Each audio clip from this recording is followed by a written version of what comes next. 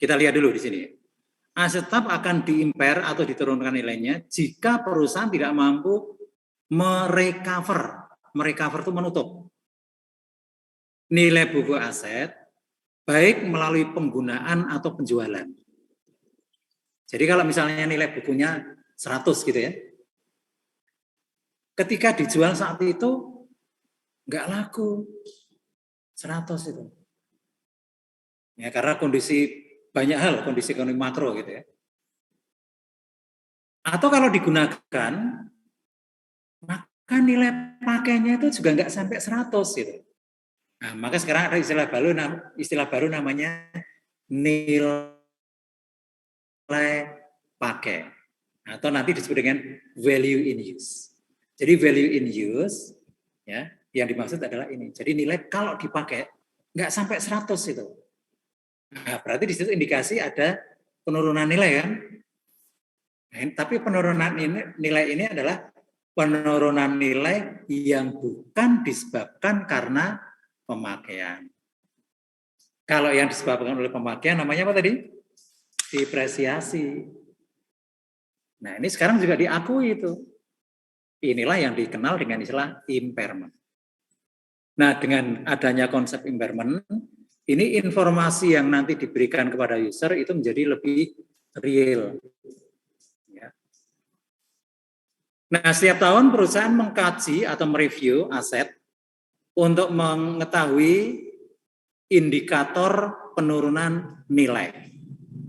Nah, lalu di sini ada penjelasan yang sama dengan di atas tadi, yaitu penurunan kemampuan aset untuk menghasilkan kas baik melalui penggunaan atau penjualan. Nah, ya. Nah, sekarang kita lihat di sini gambar yang menunjukkan rumus atau penghitungan impairment. Saya jelaskan dulu ya. Carrying amount ini sama dengan nilai buku. Jadi nilai buku itu kalau dulu disebut dengan book value, sekarang disebut dengan carrying amount. Ya, itu nilai buku. Dibandingkan dengan recoverable amount. Nah, recoverable amount ini adalah nilai pemulihan. Nah, sementara nilai pemulihan itu dihitung dari mana? Dihitung ya dengan membandingkan dua angka di bawahnya ini dan kita pilih tertinggi. Yang tertinggi antara nilai wajar dikurangi biaya untuk menjual ya dibandingkan dengan nilai pakai. Dibandingkan dengan nilai pakai atau value in use. Nah, nanti dipilih yang tertinggi, itulah yang disebut dengan recoverable amount. Dibandingkan dengan nilai buku. Kalau recoverable amount-nya lebih rendah, nah itu berarti ada rugi. Rugi impairment. Kalau lebih tinggi berarti tidak ada rugi. Biarkan aja, nggak ada penyesuaian. Intinya itu ya. Kita lihat contoh. Ya, misalnya perusahaan melakukan uji impairment, nilai buku peralatan saat itu 200 juta. Nanti masuk dalam kotak carrying amount. Nilai wajar dikurangi biaya untuk menjual 180 juta. Sedangkan nilai pakai atau value in use 205. Nah, langkah pertama kita bandingkan antara nilai wajar dikurangi kos untuk menjual dibandingkan dengan nilai pakai. Kita pilih yang tertinggi ya. Yang tertinggi 205. Nah, ini menjadi recoverable amount. Kemudian angka ini dibandingkan dengan nilai buku. Ada penurunan atau tidak? Tidak. Ya. Nah, kalau value in use-nya 175, ya, maka yang menjadi recoverable amount adalah yang sebelah kiri, yang 180.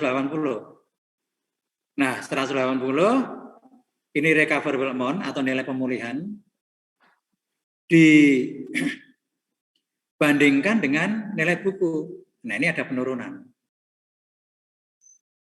Nah, itu proses untuk menghitung penurunan nilai atau impairment seperti itu. Nah, jurnalnya debit rugi impairment, kredit akumulasi depresiasi peralatan. Nah, sebelum saya teruskan ya, saya sekarang sedang ingin melakukan riset tentang impairment ini. Ya. Saya sering melakukan riset dengan dibantu mahasiswa atau asisten ya untuk collecting data. Nah, kalau saudara tertarik untuk info di situ, ya silakan nanti bergabung. Ya, bagaimana mencari data, bagaimana mentabulasi data, gitu ya. Nah, salah satu mahasiswa yang awal-awal itu membantu saya dulu ketika saya nyusun disertasi ya, disertasi S3 itu sekarang jadi dosen di sini, namanya Bu Hermala. Ya. Jadi dulu saya minta bantuan asisten saya, tolong carikan teman ya minimum 10 orang gitu, karena data yang saya kumpulkan kan banyak sekali itu. Nah, betul teman, mereka mengumpulkan teman, lalu saya beri pengarahan, collecting data, saya beri waktu sebulan kira-kira selesai enggak?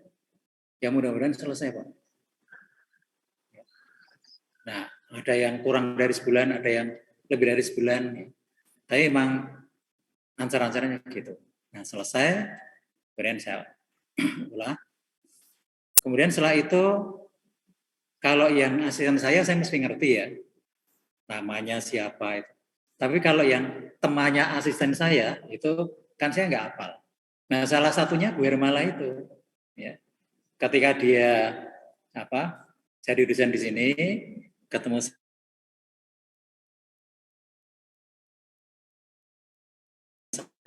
saya, langsung menyapa saya. Akhirnya nanti ketemu saya enggak, apalagi kalau kuliah pakai masker gitu.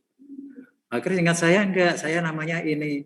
Itu jangan harap saya langsung ingat gitu ya. Jadi ya itu salah satu kelemahan saya itu ngingat nama orang ya atau mahasiswa itu susah ya. Tapi lalu setelah Bu Hermawan jelaskan, saya dulu bareng dengan si ini bantu Pak Kris waktu Pak Kris sedang disertasi. Oh iya. Padahal saya lupa itu.